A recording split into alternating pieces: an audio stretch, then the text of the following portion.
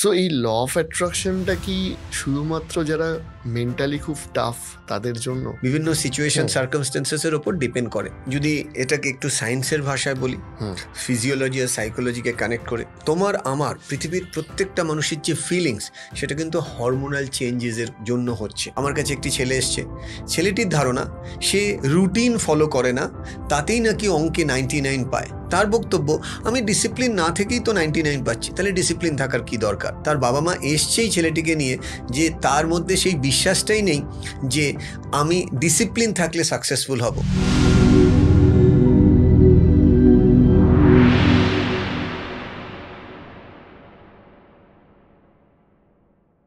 আপনি যে মাইন্ডের কথা বলছেন, ল অফ অ্যাট্রাকশনের কথা বলছেন, এই প্রশ্নটা আমার কাছে এসেছিল যে অনেকেই মনে করে যে ল অফ অ্যাট্রাকশন বা কোনো কিছু ভিজুয়ালাইজ করার জন্য বা বিলিভ করার জন্য একটা স্ট্রং মাইন্ডের দরকার হয়। এবার অনেকেই নিজেকে স্ট্রং মাইন্ডের মনে করে না, অনেকে ভাবে যে আমি খুব দুর্বল, আমি একটু উইক মাইন্ডের, আমি অমুক অমুক বিষয়ে ভয় পাই ইত্যাদি। সো এই ল অফ অ্যাট্রাকশনটা কি শুধুমাত্র যারা মেন্টালি খুব টাফ তাদের জন্য, নাকি যারা একটু উইক তারাও চেষ্টা করলে হতে পারে? রাইট। যদি এটাকে একটু সায়েন্সের ভাষায় বলি, ফিজিওলজি আর সাইকোলজিকে কানেক্ট করে, তোমার আমার পৃথিবীর প্রত্যেকটা মানুষের যে ফিলিংস, সেটা কিন্তু হরমোনাল চেঞ্জেসের জন্য হচ্ছে। একদমই তাই। আমরা যে দুঃখ পাই, আমরা যে কষ্ট পাই, আমরা প্যানিক করি। প্রচুর বাচ্চা আজকের দিনে প্যানিক করছে, প্রচুর মানুষ যখন কটাতে হঠাৎ করে শাটডাউন হয়ে যাচ্ছে, কর্টিজল, অ্যাড্রিনালিন রাশ। এবার এই ধরনের হরমোনাল যে চেঞ্জেসগুলো হচ্ছে, তার জন্য আমাদের ফিজিওলজি বিরাটভাবে রোল প্লে করে। স্পাইনটা ম্যাক্সিমাম মানুষের দেখা যাচ্ছে আজকের দিনে শিক দ্বারা নেই বা শিক দ্বারা বেঁকে গেছে। রাইট? এ কথার অন্যরকম মানে করা উচিত হবে না, আমি কথা প্রসঙ্গে বলছি। শিক দ্বারা বেঁকা মানে 99% আজকের দিনের মানুষ এভাবে হয়ে গেছে। কেননা মোবাইল যখন আমরা ইউজ করি, আমাদের হাত দুটো কিন্তু এইভাবে ইউজ করি, এবং এই যে এখানে যে আমাদের লাংস, যেখানে ম্যাক্সিমাম অক্সিজেন যাচ্ছে, অক্সিজেনের পরিমাণ যদি প্রপারলি না হয়, তাহলে অটোমেটিক্যালি আমার লিম্বিক সিস্টেম বা ফ্রন্টাল লোব যেভাবে কানেক্ট হওয়া উচিত সেভাবে কানেক্ট করবে না। সেক্ষেত্রে বডি আমার এগেনস্টে কাজ করবে, যে কারণে এমনি সময় খুব ভালো, টাফ টাইমে হঠাৎ করে ব্রেক হয়ে যাচ্ছি। কেন? আমি সিচুয়েশন ফেস করতে পারছি না। সেই জন্য উইক মাইন্ড যেটা বললে, আগে আমার মনে হয় ফিজিক্যালি স্ট্রং হওয়াটা খুব দরকার। আমি রেগুলার যেরকম এক্সারসাইজ করি, বা তুমিও রোজ যে একটা সাডেন টাইমের জন্য নিজেকে নিজে সময় দাও, ফিজিক্যাল এক্সারসাইজ করাটা খুব দরকার। এবং D3 যেটা খুব ইম্পর্টেন্ট, আজকের দিনের প্রত্যেকটা মানুষের D3 লেভেল কিন্তু প্রচণ্ডভাবে কম। আমরা অনেকেই ব্লাড চেক করি না। আমি যদি জিজ্ঞেস করি কতজন শ্রোতা আছেন এভরি 6 মান্থ একবার হলেও মিনিমাম ব্লাড টেস্ট করেন? করি না আমরা ফর গ্রান্টেড ধরে নিয়েছি, চলবে। লাস্ট কবে আমরা নিজেরা নিজেদের চোখ বা কানকে চেক করেছি? খুব প্রবলেম পড়লে তবে আমরা কান চেক করি, খুব প্রবলেম পড়লে আমরা দাঁতের ডাক্তার দেখাই, খুব প্রবলেমে পড়লে তারপরে আমরা পুরো বডিকে স্ক্যান করি। But as per the research, এখন পলিউশনের লেভেল এত বেড়ে গেছে, সেক্ষেত্রে প্রত্যেক 3 মাস বা 6 মাস অন্তর একবার করে হলেও ফুল বডি চেক আপ করলেই আমি বুঝতে পারবো আমার ফিজিওলজিক্যালি আমি কোথায় স্ট্রং, কোথায় উইক। তার মানে এটা যদি ক্লিয়ারিটি এসে গেল, তারপরে স্পেসিফিক কিছু ফিজিক্যাল এক্সারসাইজ আছে, যেটাকে আমার ভাষায় আমি বলি SMS activity, stretching, mobility and strength training. এটা যে কেউ যে কোনো জায়গায় করতে পারে, বাড়িতেও করতে পারে। এটা করলে কি হচ্ছে, তার ফিজিওলজি স্ট্রং হচ্ছে। এই যে শোল্ডারটা অনেক সময় ইন্টারনাল রোটেট, এটা কিন্তু এই এক্সটার্নাল রোটেট হওয়াটা দরকার। যে কারণে বলা হয়, যা শিক দ্বারা সোজা, যে কোনো প্রবলেম কিন্তু সে ফেস করে বেরিয়ে আসতে পারবে। বিকজ ফাইট অ্যান্ড ফ্লাইট বলে সাইকোলজিতে একটা কথা ইউজ হয়। ফাইট অ্যান্ড ফ্লাইট মানে, আমরা ছোটোবেলায় দেখতাম মারপিট হলে কিছু বাচ্চা ছিল চলতো দেখে নেবো, আর কিছু বাচ্চা আগেই মারপিট হতে পারে দেখি আগে পালিয়ে যাচ্ছে, মানে ভয় পেয়ে যাওয়া। তার মানে আমি যদি আগেই ভয় পেয়ে যাই, তার মানে তো আমি তো হেরে গেলাম। তার মানে ওই ফাইট মেন্টালিটি কিভাবে আসবে? এক্সারসাইজ মানেই যে ফিজিক্যালি মারপিট করার কথা বলছি না, রেগুলার একটা স্পেসিফিক টাইম, অন্তত 15 থেকে 20 মিনিট যদি নিজেকে না সময় দিই, কী করে হবে? আমি যদি তোমাকে জিজ্ঞেস করি, কারোর একটা ফারারি আছে, সে ফারারিতে যে তেলটা ইউজ করে আর একটা নর্মাল লোকাল গাড়িতে যা তেল ইউজ হয়, একই তেল ইউজ হয়? নিশ্চয়ই হয় না। ফারারির তেলের দাম যদি 70,000 হয়, নর্মাল তেলের দাম হয়তো 100 টাকা বা 200 টাকা। মানে মোবিলের ক্ষেত্রে।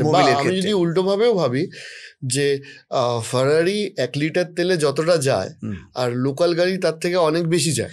এবার জিনিসটাকে এভাবে বলি, রানিং কস্ট অনেক বেশি। হ্যাঁ, পৃথিবীর সব থেকে, আমি এটাকে আরেকটু ডিফাইন করি, পৃথিবীর সব থেকে দামি গাড়ি গুগলে সার্চ করলে দেখবে রোলস রয়েসের 200 কোটি টাকা নাকি তার দাম, রাইট? কাস্টমাইজড করে বানানো যায়। পৃথিবীর সব থেকে দামি বাড়ি বাকিংহাম প্যালেস যদি নিলামে ওঠে তার কয়েক হাজার কোটি টাকা হয়ে দাঁড়ায়। ওই বাড়ি আর ওই গাড়ি তোমাকে আমাকে দেওয়া হলো, কিন্তু আমাদের সেন্সারি অর্গানগুলোকে সুইচ অফ করে দিল, আমরা কেউ যেতে চাইবো না। তার মানে এটাও একটা ফারারি, কিন্তু তোমার বডিটাও একটা ফারারি, তার থেকে অনেক বেশি দামি। বাট এই ফিজিওলজিকে আমরা রেসপেক্ট না দিয়ে আমরা খালি যদি মনকে নিয়ে নাড়াচাড়া করি, কি করে হবে? বিবেকানন্দের ভাষায় কি, আগে ফুটবল খেলো, তারপরে গীতা পড়ো। সো এক্সারসাইজটা ভেরি ভেরি ইম্পর্টেন্ট। এক্সারসাইজ করলে না ফিজিওলজিক্যালি স্ট্রং হওয়া যায়। সেক্ষেত্রে ল অফ অ্যাট্রাকশনের ফ্রিকোয়েন্সির অনেক তাড়াতাড়ি ক্যাচ করা যায়, ম্যাগনেটের মতন। কি করতে হবে? ফিজিক্যাল এক্সারসাইজ করা, রোজ রাত্রিবেলা 10 মিনিট করে হলেও একটু লেখা, যেটাকে বলা হয় সারাদিনের ব্যাংক অ্যাকাউন্ট। অনেকে চেক করে, তো এটাকে বলা emotional bank account. Emotional bank account, যে আজকে সারাদিনে আমি জেনে হোক না জেনে হোক কাউকে কি আঘাত করেছি। যদি করে থাকি তাহলে হাওয়াইয়ান টেকনিক হোপ নো, চোখ বন্ধ করে বললাম I am sorry, please forgive me. তারপরে কি বললাম? Thank you, I love you. Positive SMS দিলাম নিজেকে। রাত্রিবেলা যখন ঘুমাচ্ছি একটা পজিটিভ অ্যাটমসফিয়ারের মধ্যে থাকছি। সকালবেলা উঠেই যে কোনো কারণ ছাড়াই 10টা কারণ যা মনের মধ্যে আসবে তার জন্য থ্যাংক ইউ লেখা। ও I am awake, thank you universe, I am awake. আমার কাছে বাবা মা আছে, থ্যাংক ইউ ইউনিভার্স, আমি আমার বাবা মাকে পাচ্ছি। থ্যাংক ইউ, আমার কাছে ওয়াটার আছে। থ্যাংক ইউ, আমার কাছে বাড়ি আছে। এই গ্র্যাটিটিউড জার্নাল বলা হয়।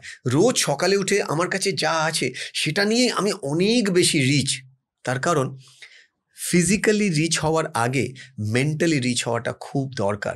আর মেন্টালি রিচ কারা হয়? যারা অল্পর মধ্যেও কিন্তু অনেক দেখার মানসিকতা থাকে। মানে আমার কাছে 10 টাকা আছে, আমার কাছে 100 কোটি টাকাও থাকতে পারে, এই বিশ্বাসটা আগে তার মধ্যে আনতে হবে। আর বিশ্বাসটা কিন্তু প্র্যাকটিস করে আসে। অনেক সময় অনেকে বলে আমি গরিব, যেটা তুমি বলছিলে, আমি উইক। হয়তো এটাই তার জন্য অপরচুনিটি, বিকজ গরিব বলেই তো তার মনের মধ্যে বড় হওয়ার ইচ্ছাটা জাগবে। বড়লোক বাবার বড়লোক ছেলে, সে স্কুলে বা কলেজে গাড়ি নিয়ে আসছে, বাবার টাকায় ফুটানি করছে। আর একটি ছেলে গরিব, সে ছোটবেলা থেকে ভাবছে বাবা এত কষ্ট করে আমাকে পড়াচ্ছে, আমি বাবা মায়ের জন্য হলেও কিছুটা করব। দেখা যাচ্ছে বড় লোকের ছেলে যত না সফল হচ্ছে, গরিব লোকের ছেলে অনেক ক্ষেত্রে তার থেকেও বেশি সফল হচ্ছে। এবার এটা ডিবেটেবল, বিভিন্ন সিচুয়েশন সার্কামস্টেন্সেসের ওপর ডিপেন্ড করে। তবে আমার বিশ্বাস, আমার মনে হয় তুমি আমার সাথে একমত হবে, আমরা যে এই হুগলি জেলার একটা টিপিক্যাল গ্রাম বলো বা আধা গ্রাম আধা শহর থেকে যে উঠে এসছি, আমার মনে হয় স্থানকাল পাত্র অনেক সময় বিচার করে না আমি জীবনে নিজেকে কোথায় নিয়ে যাব। একদমই তাই। আমাদের এই 6 ইঞ্চেসকে ট্রেন করাটা আমাদের পার্সোনাল রেসপন্সএবিলিটি। রেসপন্সিবিলিটি ওয়ার্ডটার দুটো part, response and ability. Response আমাকে করতে হবে, কোনটায় রেসপন্স করব, কোনটায় রেসপন্স করব না, সেই বোধটা যেন আমার থাকে। আমার এবিলিটি কম, আমি এবিলিটি এনহ্যান্স করব। আমি ফুটবল প্লেয়ার হতে চাইছি, তাহলে আমাকে ফুটবল রিলেটেড সেটার কাছে যেতে হবে। হতেই পারে তুমি গোলকিপার খেলতে চাও, কোচ তোমাকে বললো তুমি ফরওয়ার্ড খেলো, বিকজ কোচ তোমাকে তোমার থেকে ভালো চেনে, সেই জন্যই তো সে কোচ। কিন্তু এই কোচের ওপরেও যদি আমরা অনেক সময় খোদার ওপরে খোদ্দারি করি। আমার কাছে একটি ছেলে এসছে, ছেলেটির ধারণা সে রুটিন ফলো করে না, তাতেই নাকি অঙ্কে 99 পায়। আর সে ভাবছে ওই অঙ্কে 99 পেয়ে নাকি সে IIT-তে পাবে, অন্য সাবজেক্টগুলোতে সে 45-60%-এর বেশি পাচ্ছে না।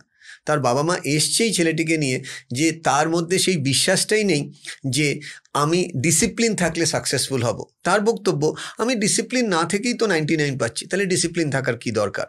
এবার তোমার কি মনে হয়, সে সত্যিই কি জীবনে তার IIT-কে ক্র্যাক করতে পারবে?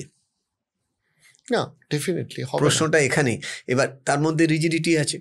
এবার তার মনের দরজা যদি সে না খোলে, তুমি টর্চ লাইট সেইখানেই তো ফেলবে যেখানে দরজাটা খোলা। সে মনের দরজা বন্ধ করেছে, তুমি টর্চ লাইট জ্বালালেও তো জ্বলবে না।